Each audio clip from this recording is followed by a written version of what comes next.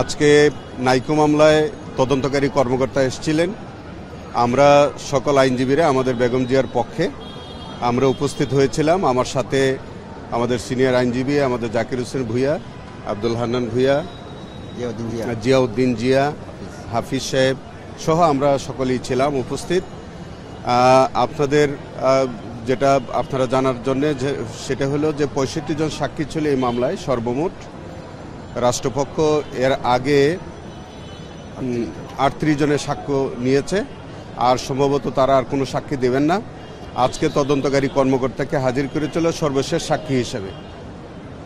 তদন্তকারী কর্মকর্তা জনাব সাইদুর রহমান সাহেব তিনি তার জবানবন্দি শুরু করেছেন এবং শুরুতে তিনি জবানবন্দিতে যে কথাগুলো বলছেন যে নাইকো তৎকালীন সরকার প্রধান জনাব শেখ হাসিনার আমলে সম্পূর্ণ অযাচিতভাবে শেখ হাসিনা সরকার নাইকোকে কাজ দিয়েছিল এবং তিনি আজকে যে জবানবন্দি দিয়েছেন এই জবানবন্দির মধ্যে তার সমস্ত জবানবন্দির অংশটাই ছিল যে তৎকালীন প্রধানমন্ত্রী শেখ হাসিনার বিরুদ্ধে, যদিও শেখ হাসিনার বিরুদ্ধে একটি পৃথক মামলা হয়েছিল এবং সেই মামলাটি শেখ হাসিনা সরকারের আমলে মামলাটি মহামান্য হাইকোর্ট বিভাগ থেকে তারা কোয়াশ করে নিয়ে যায়, কিন্তু আজকের এই সাক্ষী এই পর্যন্ত যে সাক্ষ্য দিয়েছে সেখানে বেগম খালেদা জিয়ার বিরুদ্ধে কোনো অভিযোগ আনেন নাই।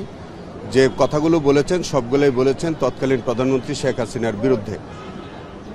আজকে তিনি জবানবন্দি সম্পন্ন করতে পারেন নাই।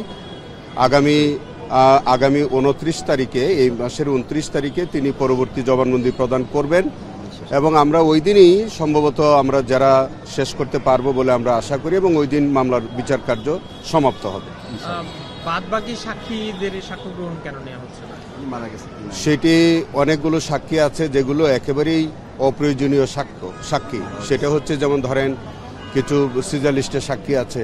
একটা সিজার লিস্ট থেকে একজন সাক্ষীকে এক্সামিন করলেই হয়ে যায়, একাধিক সাক্ষীকে এক্সামিন করা লাগে না, এরকম কিছু অপ্রয়োজনীয় সাক্ষী আছে। এটা হয়তো প্রসিকিউশন মনে করেছে যে তাদের এটা অহেতুক এক্সামিনেশনটা হবে।